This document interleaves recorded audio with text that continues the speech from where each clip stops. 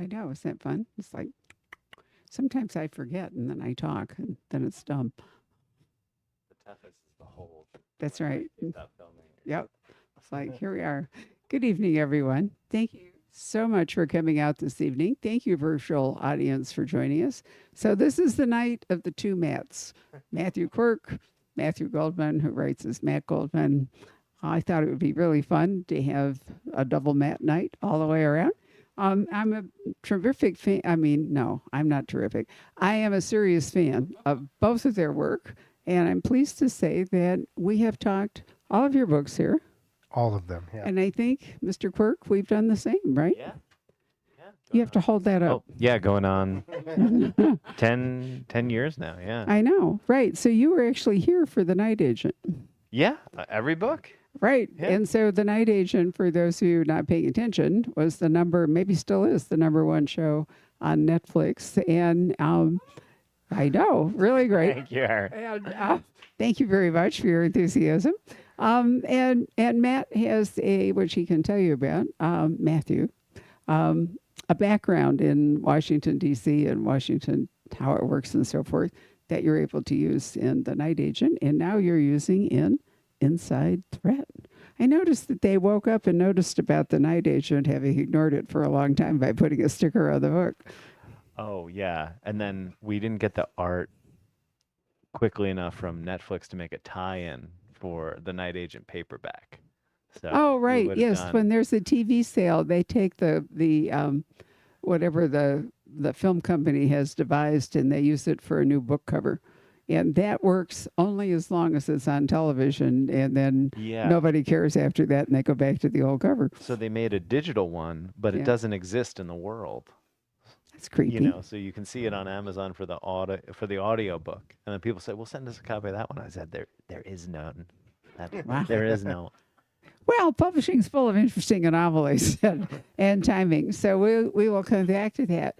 Matt Goldman has written 3 books about a Minnesota PI, except the last 4. one. Is it 4? 4, yeah. But this one isn't.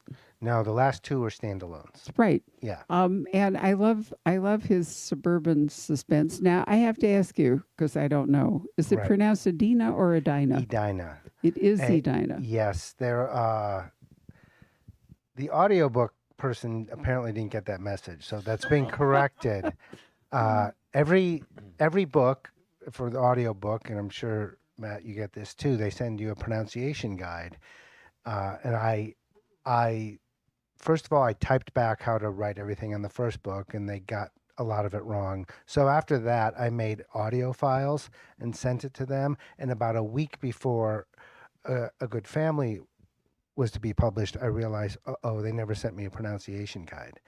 And I called my agent, and she said, "Don't worry, it'll be okay." And the day the book was published, I started getting emails about the mispronunciations. So they are going to fix it. Yeah, when you live in Minnesota, there's a lot of words that can be pronounced wrong. I don't know that it's pronounced wrong, but Yeah. there's no real guide to whether it's a Well, it short is I or a Edina long in I. Scotland, and same spelling, and it's Edina in the States. Yeah. That's like Prairie du Chien, Iowa, or Versailles, Yeah. Kentucky. Where the French would throw up at the thought of it Yeah. being Versailles, Kentucky. So I love it. Anyway, Matt's wonderful book, A Good Family, takes place in Edina. Edina. Got it wrong. Okay, in Edina, Minnesota, and it has Matt. It's, I think, really great at the twist in suspense novels. So you think you're reading about one thing as you're moving along through the story, and then at the end you discover that you're not, which we're not going to be able to tell you about because otherwise, why would you be here? But I thought that this one was particularly interesting.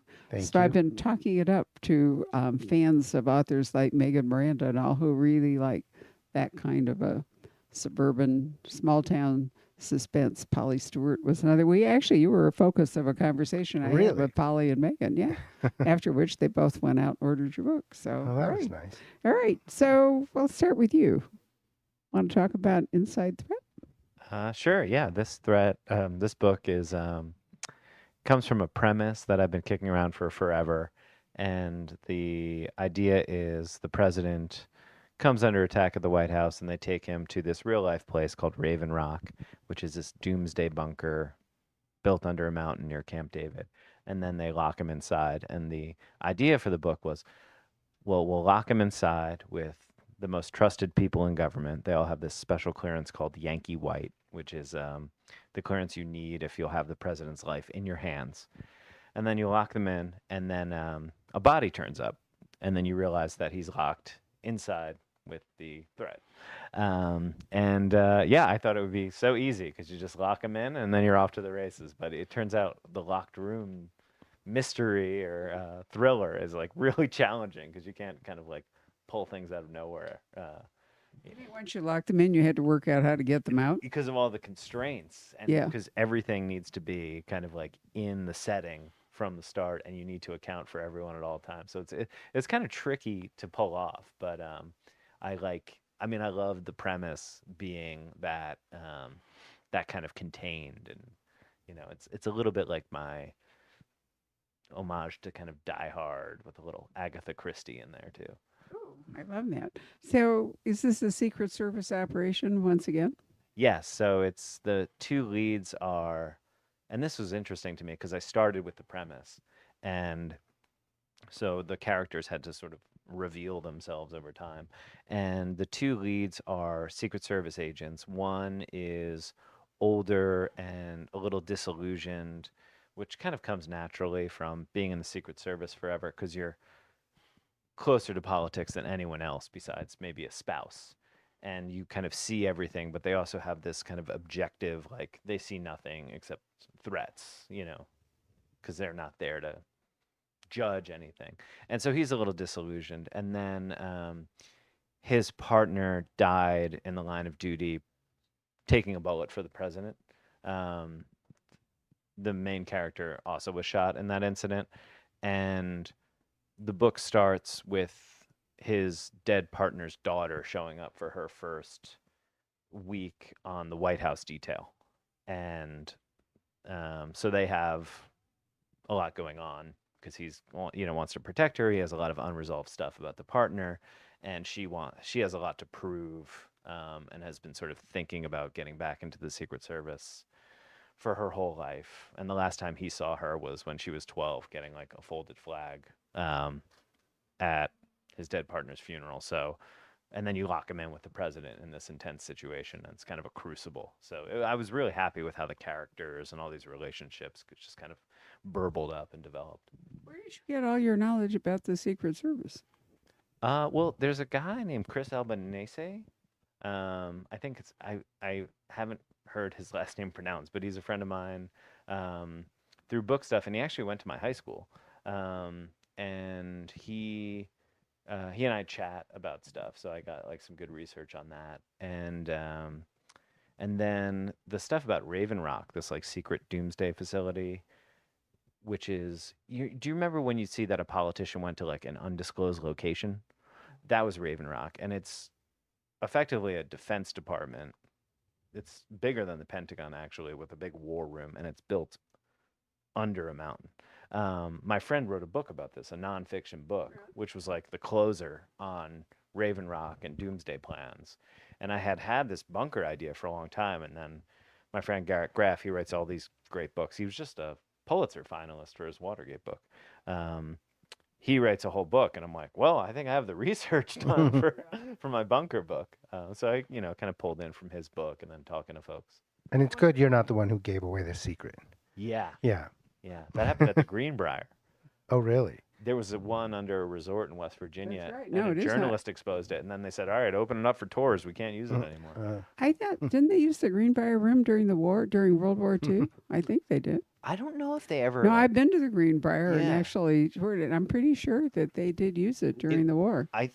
I'm sure they used it for something. I don't think they ever used it like for its intended purpose, which was the Congress would go there if Washington exploded. Yeah. Under a nuke. But it was a very well kept secret. There's one called Mount Weather for the president. And then there's one called Raven Rock near Camp David for the DOD. and then there's another one for the Congress, which they don't really talk about where that is now I since Mount probably Lebanon. shouldn't. I mean, Yeah, they should, yeah, you that's a know, good idea. I know, you're giving Maybe away we should all write a of our book about national it. surely secrets. part of the point was that it was secret. Yeah. But didn't you use a bunker in the Night Agent? I mean, when we get to the end, there is a a locked room part I'm trying to. So because the show has a bunker, right. and but That's there- sorry, you're right. It was Yeah, the movie, and right. then the show has I a mean, the bunker, but there TV. wasn't a bunker in the book. It was kind of a different ending. It was like an above ground facility. Okay, but in the So, movie, I mean, sorry, yeah, the TV, yeah, they do. I they mean, did use it. you know, when you have these like chess pieces for your presidential thriller, you're gonna end up in a bunker. You know, it's just like, Got it's it. one of the moves. Was this where they wanted Pence to go on January 6th? Did they want, because he fought being Yeah. removed, and I thought they were talking about taking him to at least what they call a, quote, secure location, but that might have been the Mayflower on the fourth Yeah. floor or Well, they have a something. lot, and the one that came up in January 6th, because they built a new visitor center at the Capitol, and it was like a big cover for building a giant bunker for Congress under the Capitol. So if you saw some of the January 6th like cell phone footage from people, they went to their undisclosed location, like under the Capitol, which is new. So I don't know where they would have taken Pence. There's one under the White House, which is very small. It's like the size of a conference room, and then there's these other three, and I'm sure they have safe places like closer in DC too. Why do we even know this? I mean, I think that's Yeah. really fascinating that it would even be public knowledge, don't you? I do. I am fascinated. Yeah, and worried we're all going to be hauled away after this. Yeah. It's true. We probably shouldn't be talking about. There is a theme that carries over a little bit into But we a can't good talk family, about it. but we Yeah. can't talk about it, right? But these books pair up even better than you might think. Yeah. So let's talk about. Now I'm scared to say it. It is No, you could- we- Edina, right? Edina. Okay, thank you. Edina, Minnesota. Yes, So which is a you real know, place. right? Yeah. And you are a native of Minnesota. Where are I you am a from? native of Minnesota. Right. I was confused. Brian Freeman has just fled Minnesota for Florida. Oh, he did. Yes, he did. So I'm thinking He more must be making too Minnesotans much are- money now that he's writing the The Ludlum Ludlow books. books, so he doesn't want to pay taxes. That's just a guess. He might be going for the weather. That's also possible. Well, I would think if you lived in Minnesota that you might go for the weather. Yeah, but I'm from Chicago and I'm here for the weather. The and winters pride. are, especially the last two, have been quite unpleasant. Right. So anyway, what made you decide to set a standalone suspense novel in Edina, Minnesota? A couple of things. There's this neighborhood. It's set in a neighborhood called Country Club, which is the name of a neighborhood, even though there is an actual country club nearby, and it's really a lovely neighborhood with sidewalks and big houses. And if you've ever seen a John Hughes movie like Home Alone, that's in Chicago, but it looks like that. It's really quite nice. And about this time of year, if you're in Minneapolis and you're driving around, there are dandelions everywhere, in every park, in everybody's yard, even though they try to get rid of them. They're either the yellow kind or the dead kind that are fluffy and will spread seeds all over. And one day during that time, I was cutting through the country club neighborhood of Edina to avoid another intersection. And I noticed there was not one dandelion, not one in the whole neighborhood.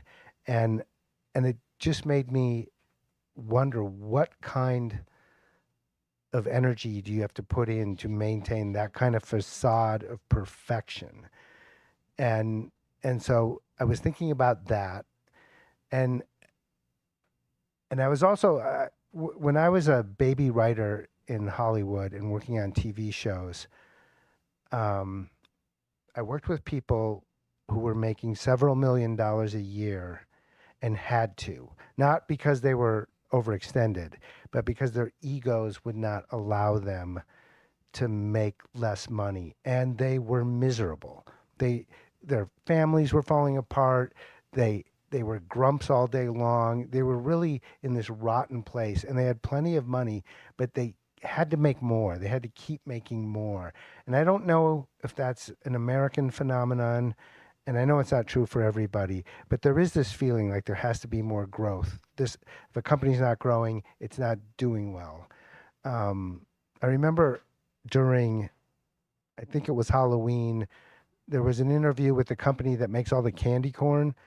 I think it was the candy corn. It might have been a different holiday, and it might have been candy canes, but I think it was candy corn, and and and it was on NPR on Marketplace or something, and they said, "Why don't you go public?" And and the CEO of the company said, "Because if we have a bad quarter, we'll just have a bad quarter. But if we go public and we have a bad quarter, we'll all get fired, and they'll change the whole business and wreck everything." And so there's just kind of this obsession with growth, and then what happened with Theranos, Elizabeth Holmes, who was just went into prison. I'm just fascinated by her, and she was at Stanford. She was going to have a life where she made millions of dollars, but she had to make billions. And so those kind of things all just swirled together, and it's really kind of the foundation of a good family. Which is really just a terrific book. Unfortunately, we can't talk about most of the really terrific know, that's features of it, which is so annoying. Most of my first 5 books have had a dead body or a missing person pretty soon, and then you try to find out who did it. This book is more of a woman named Katie who's married to this guy Jack, starts to notice that things are weird.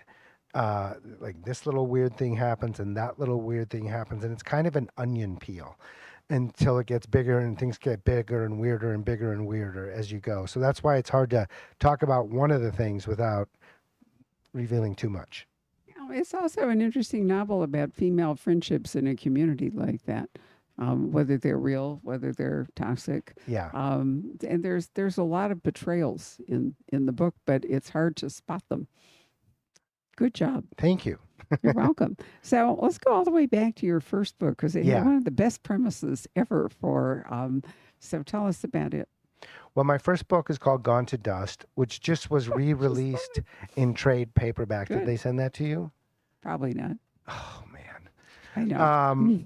And it's got a cool new cover. But it starts with a crime scene. A woman is found murdered, and her body and most of the house is covered in the dust and dirt from hundreds of vacuum cleaner bags. So there's so much hair and DNA samples and fibers in there that there's no usable forensic evidence. Isn't And that so brilliant? I just love that. You know, the here police- you know, if you want to kill somebody, first collect vacuum bags. Yeah. So that the people asked how I thought of that, and I said, well, I hate the show CSI, and so I wanted to think of a crime they couldn't solve, which is partially true. But the other thing is, I wanted a crime that couldn't be solved in the lab, because this suburban police department that's inexperienced with murder then has to bring on a consultant, which is the whole reason to introduce my private detective, Nils Shapiro. And because there's no forensic evidence, he has to draw on his life experience to gain insight into the investigation, which gives us a reason to learn about his life and get to know him. And I'm a firm believer in character is more important than story. And so that was a way to get to know Nils and what he's been through in the world and how he gains insight into that no usable forensic evidence crime. I think it would make absolutely terrific television. I love the idea of seeing this scene, you know, gray dust everywhere and this kind of lump underneath it all. So, you know, has there been any interest in it? There has been some interest. Nothing's happened. There was an option. And you know, those things are sometimes work out, sometimes they don't. Having written a lot of television, that I was never impressed by the option, because I've optioned things and knew they had almost no chance of going forward. But we'll see. You know, after the strike, nothing's going to happen right now. But Great. yeah. I love it. So, I mean, the private investigator is making something of a comeback. And, you know, with all the dazzling forensics we have, I think it's wonderful to read something where dazzling forensics are not actually going to work. That's hard. That's kind of like your locked room problem. You got the guy in the bunker, and then there you are. So how are you going to solve a murder if there is no forensic evidence is the problem here. Yeah, and you know, so many of these books, like if you wanted to be strictly accurate, it would get kind of boring, you know. So it's nice to contrive a way that it can get Yeah. back to some of the gumshoe stuff. What was your actual career in Washington? What gives you the background, the part you can tell about, or are you still part of the Official Secrets Act or something? No, no. I mean, I was a junior reporter at the Atlantic, and so got a really nice background in, you know, foreign affairs and espionage and stuff Hidden like that. bunkers. Yeah, Yeah. yeah. Yeah. And so some of it was through work, and then some of it was just kind of the atmosphere because I went there actually between junior and senior year of college to be an intern, and I didn't really know much about politics or foreign affairs. And the new owner of the Atlantic magazine where I worked, he had just sold a healthcare company, and then he kind of hired people, and he was used to having people working for him. And so it was this moment where I suddenly had access to this guy, and he was this like fascinating Washington figure because he lived in the former Cuban embassy, which was like on Embassy Row, and he would have salons like you would have with like, was it Joe Alsop and the Kennedys kind of thing, you know? And then it would be like a former CIA director, and they would be debating whether the U.S. should be an imperial power. And I was just trying to remember which, you know, fork to use. So it was this like great introduction to DC, and at the same time, because the Iraq War was about to start, everybody knew it was going to start, but it hadn't yet. And there was like there were spies and foreign agents kind of angling to be installed in power, and you would go to your friend's house who wrote about that stuff, and you'd be drinking beer with these guys. So it was just this really neat introduction to, you know, politics and foreign affairs. And I always had a writing bug and had always loved thrillers, but lots of different kinds of books. And that really made me realize, like, oh, this is the stuff I should be writing about. And that gave me also the material and some of the context I would later use in these books. So the 500 or 500 was your first book, and Yeah. it was a huge success. So what got you to writing it? Well, I mean, I just loved writing, and I was writing like short stuff for the magazine. Mhm. And that book, I reread it because some things are happening with that in like TV Filmland. And it was a trip because it was so personal and so kind of autobiographical because I had gone from like public schools in New Jersey to Harvard and then to this really genteel magazine and kind of access to these people, and I felt like a fish out of water, and I used a lot of that. And you know, for a book, you sex everything up. So it was a guy who come from a family of con men, and you know, everything is much higher stakes. But it was, you know, his Jeep with no shocks was my Jeep with no shocks. Like the first kiss with my wife was the first kiss with the female lead in the book. So it was really interesting to go back and read because it was really a lot of just my experience in DC, and it was written in first person, so it sounds like me. It was a really funny experience to go back to. It was like reading an old journal in some ways, you know. So I said we would talk a little bit about script writing and going for television. And the 500, as I remember, was optioned. It was a really big, but somehow or other never materialized.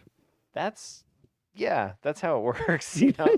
And Right. then you see somebody make a show and it costs like $50 million at the low end, maybe. I don't Yeah. know. And so when you're asking somebody to do that, they're looking for reasons to say no. You want to really make sure it's a good investment. So most things I've had optioned don't work out ultimately, and that's just it's good to have it happen a couple times because then you expect it, and then you're not like too chagrined when it happens. It's just kind of how it works. Why do you think the night agent suddenly got adapted and It's cast and all the rest of it? I think, you know, for any of these things to go all the way, it's like has to be just a quadruple bank shot. I think it's just because it's such a good book. It's my sheer animal talent. No, so that was a situation. That book got went around town, got rejected by everybody, and my not rejected, like nibbles, and then and my my film agent loved it, and he gave it to a guy named Jamie Vanderbilt, who wrote White House Down, who just loves stories like that. And they optioned it, and I thought, okay, we'll see. But it wasn't one of these options like with the 500 where they kind of like blow the doors down on the option. And then he gave it to Sean Ryan, who had a story that didn't feel like a full TV show, and he thought he could combine them. And then suddenly we had Sean Ryan, who did The Shield, on board, and he was like really, it just got his creative energies going, and he had the kind of clout where he could get it done. So there's no way you could capture that again. But because it was such a big success, it was cool because we went back and they optioned a lot of other stuff. And Inside Threat, just we were able to announce this week that it got a pretty big film option too, which will be wonderful if that works out. Because I was really picturing it as like the kind of '80s movies I grew up on. Yeah. So would it be true, since you have a Mhm. lot of experience here, that if you have one successful franchise, that the odds are you can have more? Or is it like a moonshot? Not necessarily. Yeah, it's more of a moonshot. It's which makes no sense. So welcome to Hollywood. It so many factors have to come together, and a lot of it is serendipity. The reason projects do or do not move forward.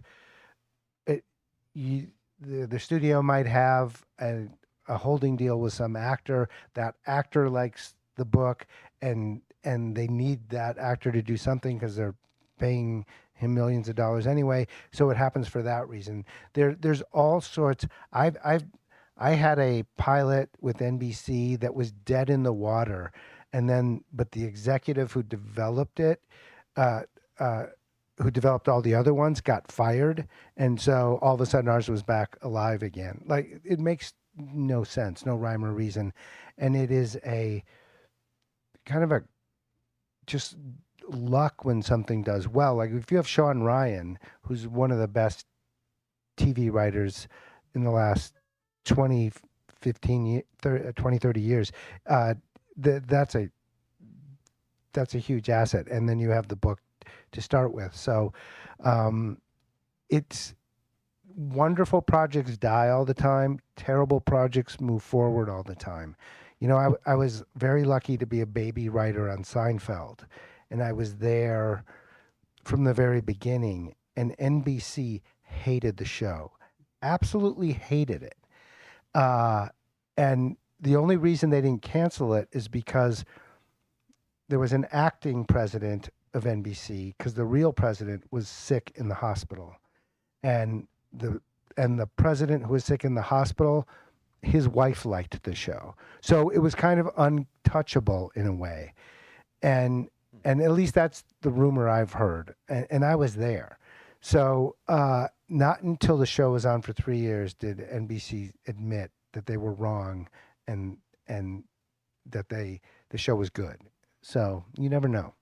There's a very big, I won't mention it by name, but there is a very huge TV franchise, and it does rest on the fact that the wife of the principal really liked Oh, the really? books. Right. So sometimes, it's who you know. Sometimes I could guess what it is, but I'm yes, not going you to. probably can.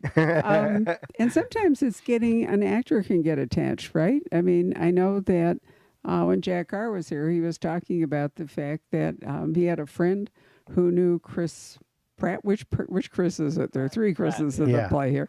Chris Pratt, and so he took the terminal list to Chris Pratt, and Chris Pratt liked it, and he had enough clout, Yeah. to say sometimes it's attracting. And I remember poor Doug Preston, who when he wrote the book about the Monster of Florence, which Yeah. was, and George Clooney, loved it and wanted to, signed on for it. It was all going to be great. And then I can't remember, he got distracted by something, or he had some other contract obligation, whatever.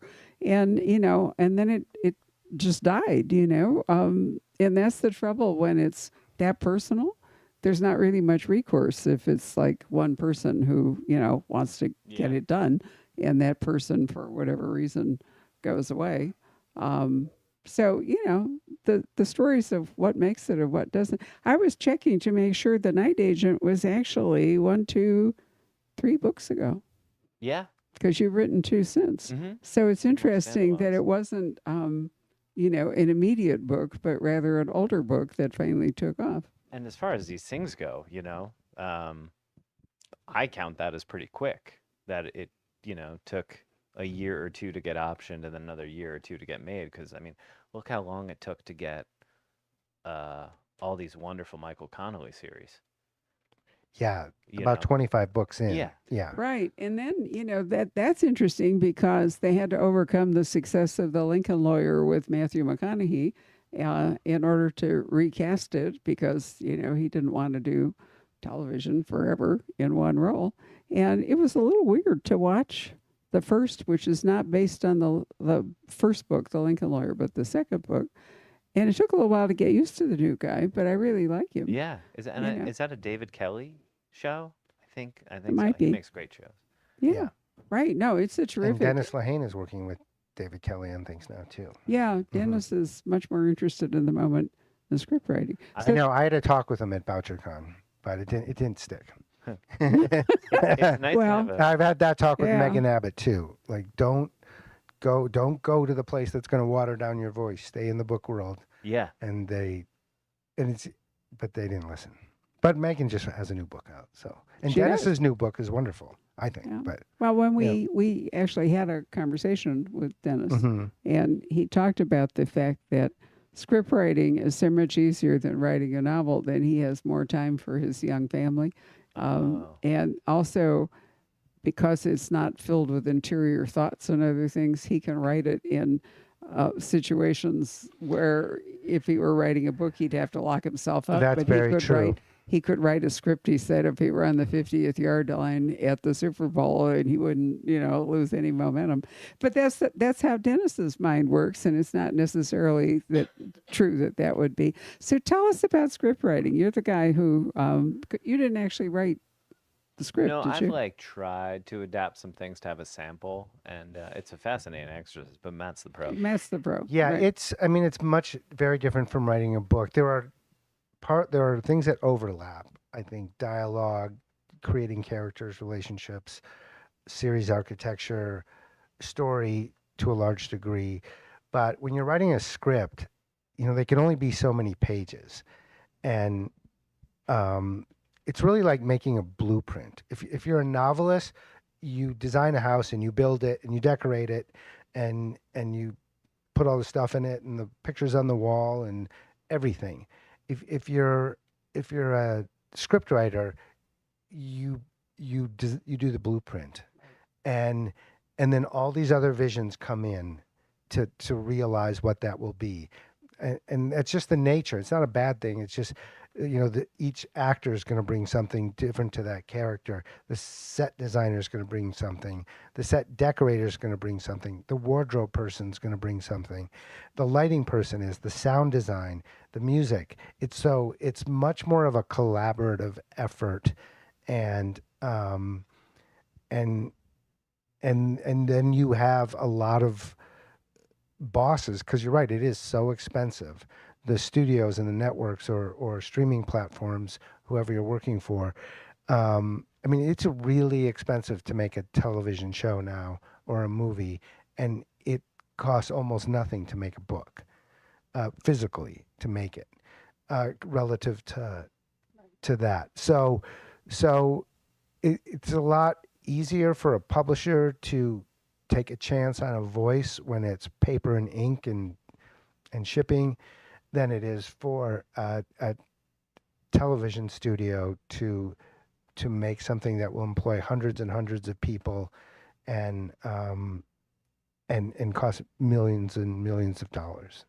But That's an interesting industry. I mean, it started in New Jersey. We all think it's Hollywood, but it actually started in New Jersey yeah, with Edison, and then it got to Hollywood because they were trying to break Edison's monopoly, the way I remember it. well, also they didn't have good lights back then, so they wanted to shoot outside, and it hardly ever rains in Southern California, at least in Los Angeles. Didn't used to.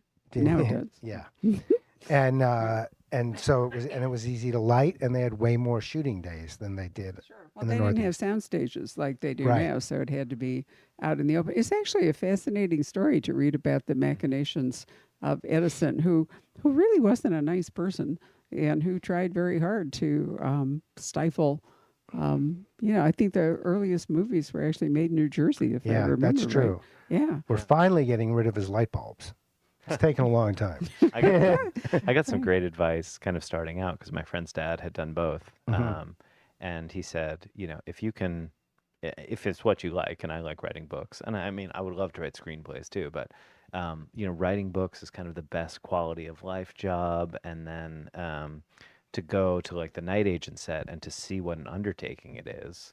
And then if you're a writer, you're kind of typically going up the ladder toward being a showrunner. Yeah. And then the showrunner is like a colonel because you go and the night agent was on an insane asylum in Vancouver and there were hundreds of people there and this person was in charge of this like $50 million budget and getting this all done and it was like a military operation and it was fun for me to check it out and then like a fight scene took 14 hours to film. It's so labor intensive. It's labor intensive. It's maddening. And then they broke the set down and at midnight went into the tunnels under the old mental institution children's wing to set up a new thing and were there till 2 or 3 in the morning. It was like collective Yeah. madness. And it's the showrunner is a writer. And so that person has to have the sensibility to sit in a room by themselves, create something out of nothing, put it on the blank page, and then also have the managerial ability to run a show, and has to have a salesperson ability to sell all of that up the ladder to the networks and studios to get it approved, and to all your creative people to get everyone on board. It's a really hard job. Yeah, no, it definitely sounds it. So, it seems to me that because we've also talked to people who are script writers who became novelists, Right. such as you, and that can be really hard because if you're a script writer, you've mostly focused on dialogue, and as you say, the blueprint, and Right. then you have to fill it in as a novelist. I noticed that the second season of Dark Winds, the Tony Hillerman books, is going to come out on July 30th. But for those of you with a long memory, they tried to make Tony Hillerman a couple of novels into films. And because it's mostly interior, because it was mostly landscape description or what went on inside the heads of Joe Leapord and everybody, it just didn't translate, to That was film. so- But now they've done a whole new approach to And it. didn't it take Robert Redford like 20 years to get that made or something? I mean, you with talk Robert about how hard Redford it is and to get a George show. R.R. Martin finally put their money together and said, it takes someone who's really passionate about the book and really Yeah. gets the book. The Coen brothers did it with No Country for Old Men. It's been done with the John le Carré books, which are very internal and talky at They times. really are. And I Yeah. can still remember Alec Guinness and the spy that came in Yes. from the call. God, it was, I think it was in the 80s or something Yeah. that came out. And it was so I'm exciting. trying to for get a people. copy of that, of all the British, especially the Smiley books, Yeah. the Smiley trilogy.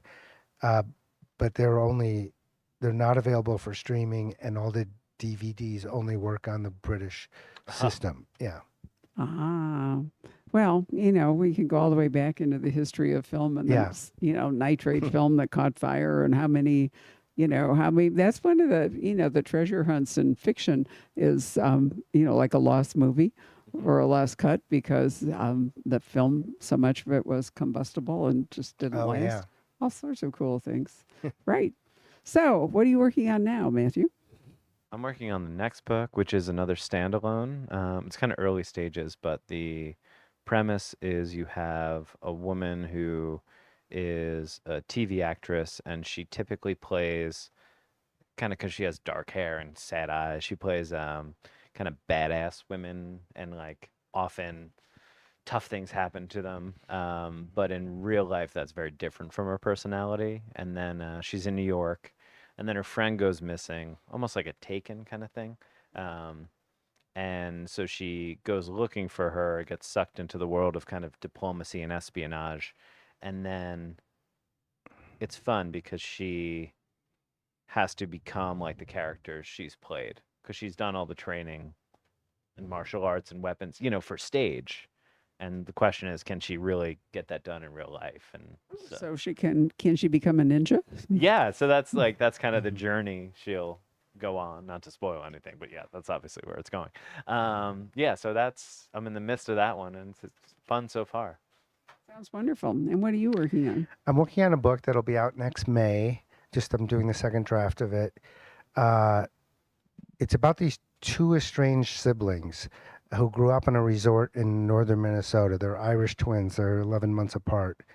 And one lives in New York now and one lives in LA. And the book starts with they get a phone call to find out that their older brother has just died of a seizure. He's 13 years older. And the older brother's widow calls and tells them that he passed away. And it's about 5 minutes after they get off the phone, each of the siblings gets an email at the same time from their dead brother. And it says, if I die, no matter what it looks like, it wasn't natural, I was murdered. And how that happened was he thought someone was trying to kill him, the older brother. And so he scheduled the email that says I was murdered to be sent the next day. And every day he woke up and wasn't murdered, he moved it to the next day. So when he was murdered, it's sent. And so these two estranged siblings kind of come together at the funeral and decide to investigate their brother's claims. So, not a Neil Shapiro.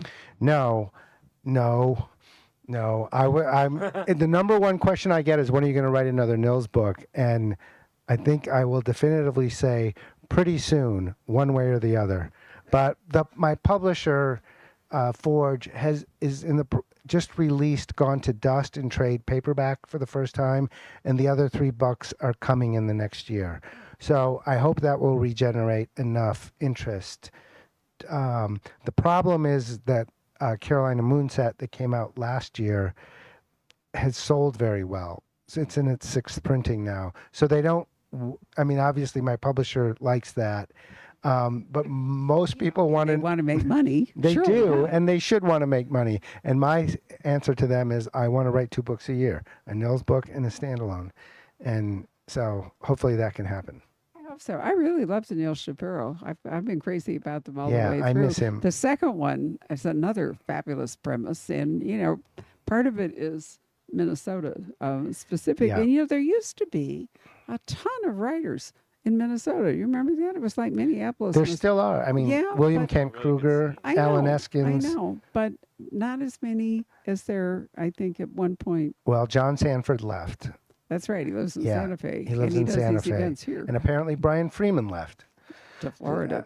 Florida. But Kent Kruger, Mindy Mejia, Marcy Rendon, there's good writers there. Yeah. There are good writers there. Marcy Rendon writes really interesting books. Yes. They're a little bit in the Tony Hillerman vein. They're set on the Red River, which, if I remember right, is the only river in the United States that flows north into Hudson Bay. So it's a really interesting. It's up in the northwest part of. It's between Minnesota and the Dakotas. Right, and North Dakota. And she's Native American, and so she brings that voice in, which is I great. think they're really interesting. Yeah, right. And I'm also hoping that The Private Investigator is making a bit of a comeback, because I hope so they were too. kind of dead. And part of that, and I found this is great. We were talking about that when I was doing a spy. This is our week of 14 authors. It's really so. Just before this, I did an event with Joe Cannon and Alana Berry, and we didn't talk about it. And I should have raised it, but spy novels, in part, are going back to old school, because everything digital can be hacked now. And so spy novels are beginning to revive, like The Drop, or the meeting on the park bench, or the, message in the tree, or something like that. And that's a real thing. It is a real thing. Yeah, absolutely. But I think it's going to reinvigorate the spy novel, because it's not really that interesting to read about all digital, espionage Yeah, stuff. with the There's keyboard guy. Yeah, there's not enough character in it, whatever. And I'm also thinking that, that the private investigator Yeah, I may have a make a theory comeback about. too. I have a theory about that. I think in this, I mean, obviously in the 40s and 50s, there was kind of a counterculture, or just like I think for the general population, a peer into the underworld, which Chandler and Hammett did really well. And then there was a counterculture thing in the 60s and 70s that, at least on TV, Rockford captured a bit. And then after 9/11, everything kind of went authority and became about police and military.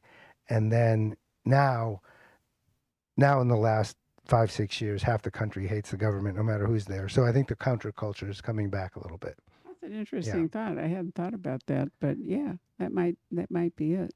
Also, it's not that interesting to have a book that's all about fabulous forensics, Right. and less in the way of human deduction and all the rest of it. So Yeah, it was good when Mark Twain did it with Pudd'nhead Wilson. That's when fingerprints first came into. But ever since then, it's been. I love it. Right. So, questions from any of you?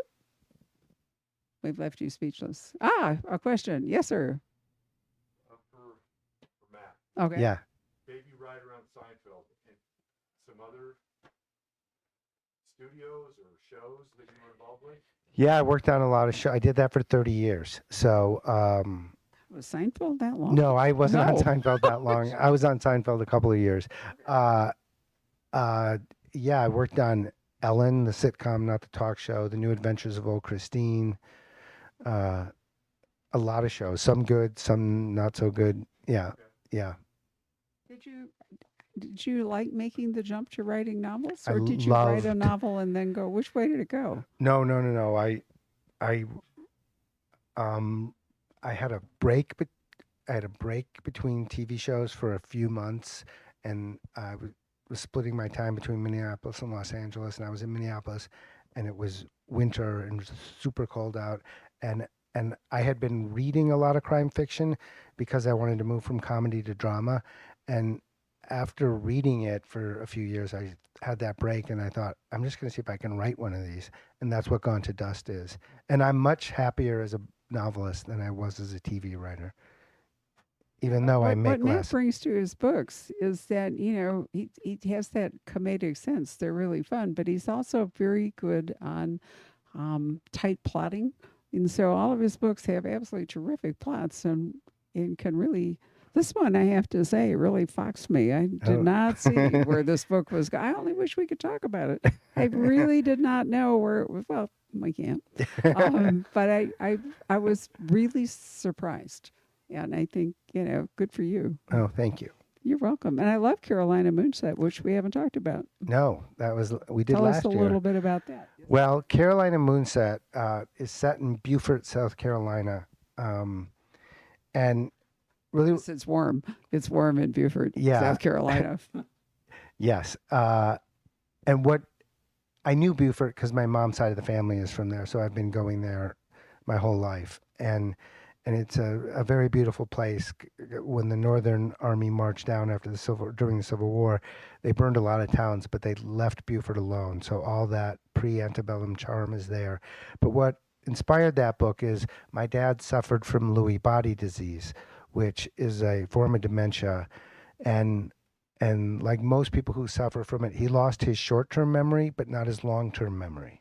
So he couldn't, and he was a huge talker, very extroverted, and he always wanted to talk about something like news or weather or sports, but he couldn't remember those things because they were current events. So he started telling stories from his childhood that I had never heard before, and stories from my childhood that I had never heard before.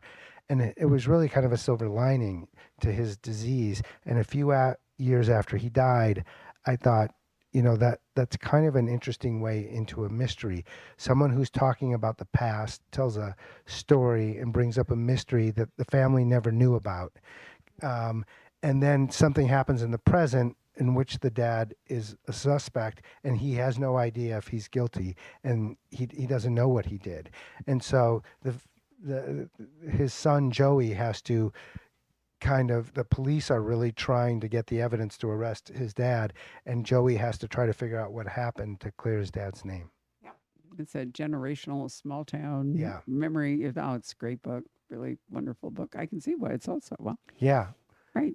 But I'd love it if you could write 2 a year. That Yeah, would be very I know I exciting. can write 2 a year. I just wrote We another just need one. to talk fortune to it, right? Yeah. Yeah. So hopefully. All right. So, anybody else have a question? Yeah. Well, I have a question for both. But so it sounds like all your script writing was comedy. Most of it was, yeah. So is that why you really shifted towards doing like the thriller? You didn't want to do. Well, comedy was moving in a direction that I was not loving. It was becoming a little more slick and a little jokier, and I like comedy that explores our human faults. I mean, I think that's why we love it. I mean, they say Seinfeld is a show about nothing. I think it's about selfishness. Those are the most selfish characters on the planet. We all feel those selfish impulses. What makes that show funny is they actually act on them. But so I was missing that humanity when I wanted to move to drama. I'd always been a big reader, but not much crime fiction. I started reading crime fiction for research, actually, and I found, oh, you know what? When there's a crime at the center of your story, when there's a dead body and clues keep coming along, there's kind of a built-in engine to the story, and your characters don't have to carry the whole weight of it because, you know, the phone's going to ring and say, we got the prints off the gun or whatever happens. And that gave me what I was missing from comedy was like, oh, there's these moments for you can really get into their lives and their relationships in crime fiction. And that's what drew me to it. You both have a great sense of timing. I mean, I do think that that's one thing I've always loved about both your books is your previous writing experience, Well, gave you that. So And- you and- had a question for oh, yeah.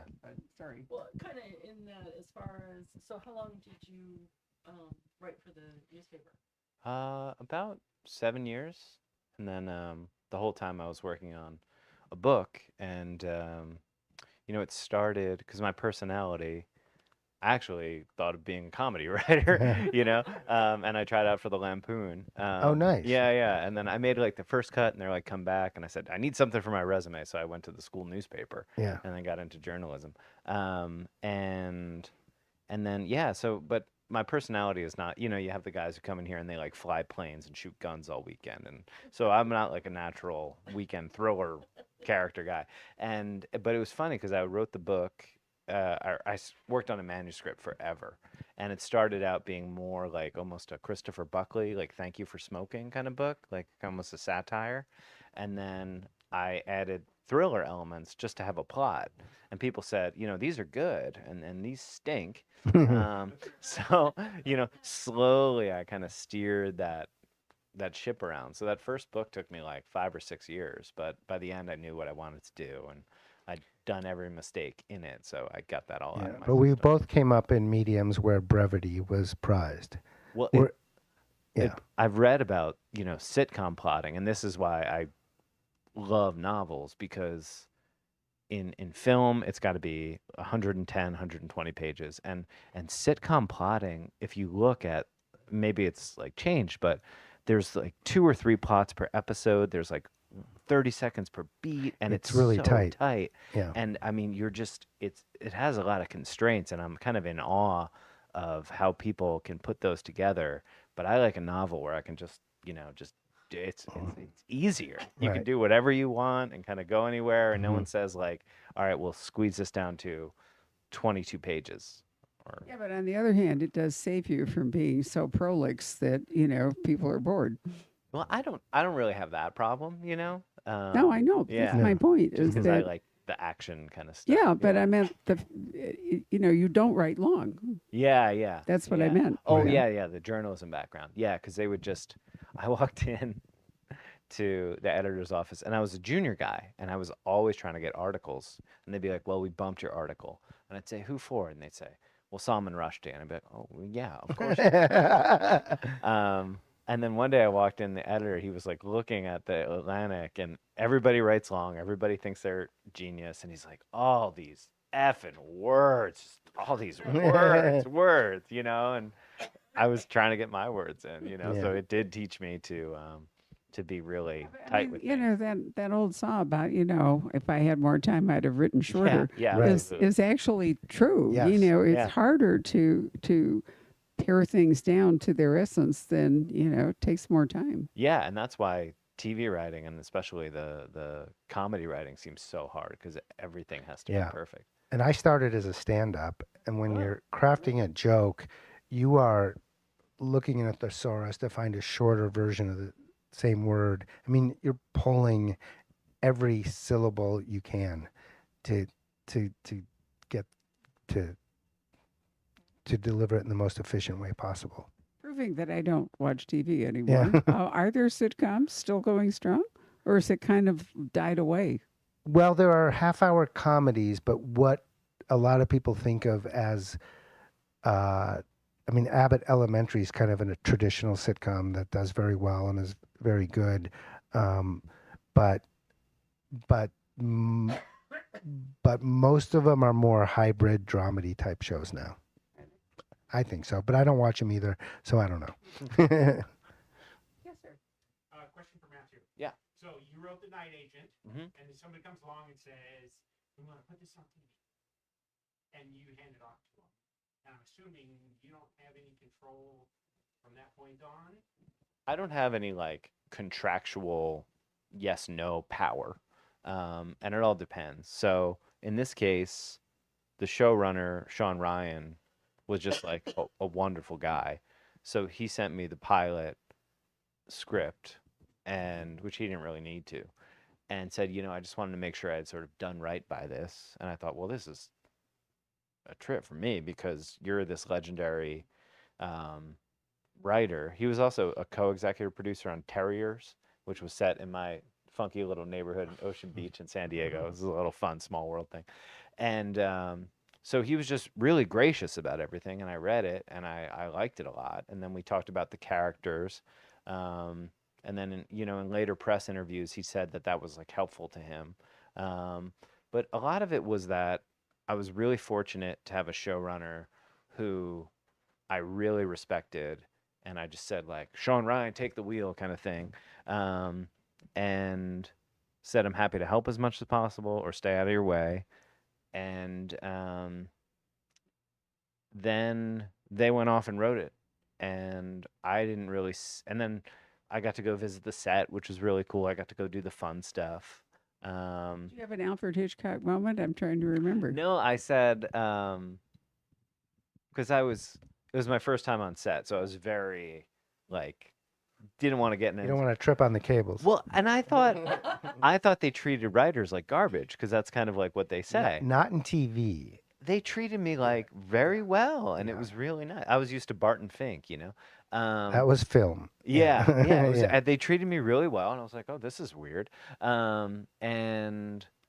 And then I said, it was funny because when I was first there, I was nervous, but you're on set for like 14 hours. So you get that like punchy energy of like when you're waiting at the airport because it's like all waiting. So it was a nice way to get to know people because there's so much downtime. And I have photos of like by the end, I had the fake Secret Service agent like stabbing me with a fake knife and was goofing around. And I said, you know, and by the end, I was like, can I be in something, you know?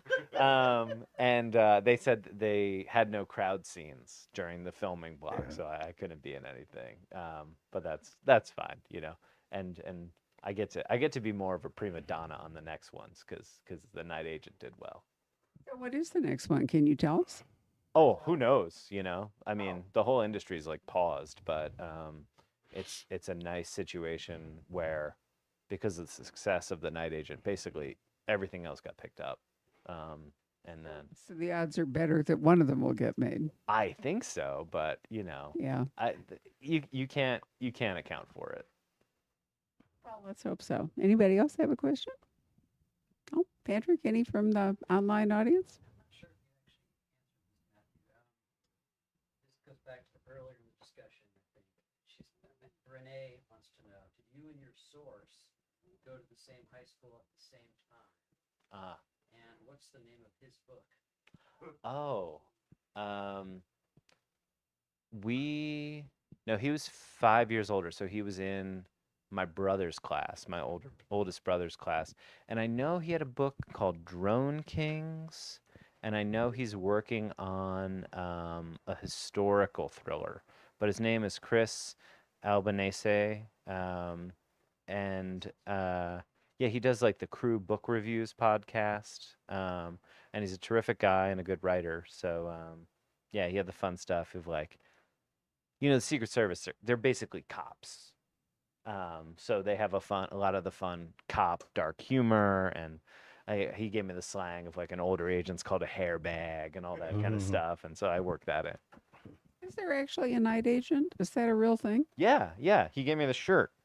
So my friend in DC, I knew he worked for the FBI, and he would disappear every night at 10 o'clock. We were like 24 because in DC, young people weirdly do all the work.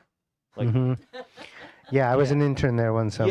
yeah. So like the binder, the kid spends all Easter weekend doing the binder, and then they give it to the person. And so a great job, but a horrible job at the FBI is like an overnight watch or a briefer, because in his case, he would do the overnight watch and then brief Robert Mueller, the FBI director. So you had like a 25-year-old or however old he was, getting FaceTime every morning with the FBI director, which is like jumping 15 levels. And all I knew is that my cool FBI friend would disappear every night. And I just imagined him, what became the book, kind of waiting by an emergency phone, which is kind of a real thing. And then I just spun it out from there, And then weirdly, he later went into more finance, and then his company bought Sargent and Greenleaf, which like in the books there's always this like government safe cracking and lock picking and stuff, and they make all the government safe. So in all my books, somebody's breaking into a Sargent and Greenleaf, and he goes, so the night agent, my friend, the real life night agent, he's like, oh yeah, we own them now. And I said, great, send me a shirt. They're in all my books. Product It's a placement. small I world love thing, it. yeah. Sergeant Greeley. Yeah. It actually, you could do that with scotch or something and get some. Yeah, I don't really- want him to send me a safe. Yeah. Well, you're talking about kind of a return to a trade craft. Yeah. Some of the cool older people had a special competence. Like, oh yeah, this guy's a good safe cracker. He possesses the skill that not everybody has. It's just kind of neat to read books like that. Oh, please. What is it? Something Cadillac 30 what was it called? 38K? 32 this Cadillac. book. Oh God, it was one of the truly great heist novels of all time. And Joe Gores actually worked in Repo for a while, and so he has this gypsy group that it's really one of the truly great heist novels. Did I ever do the handcuffs and lock picks here? For a while, I was Yes, like, you did, yeah, with one of your I would events pick here. locks and handcuffs, and I took a class where I got kidnapped in LA, and they like tase you and throw you in the back of a van and chase you around LA, and Kind of a Harry Houdini thing. yeah, and yeah. So I mean, it's fun to do that stuff, but then it always ends up being too long in the book.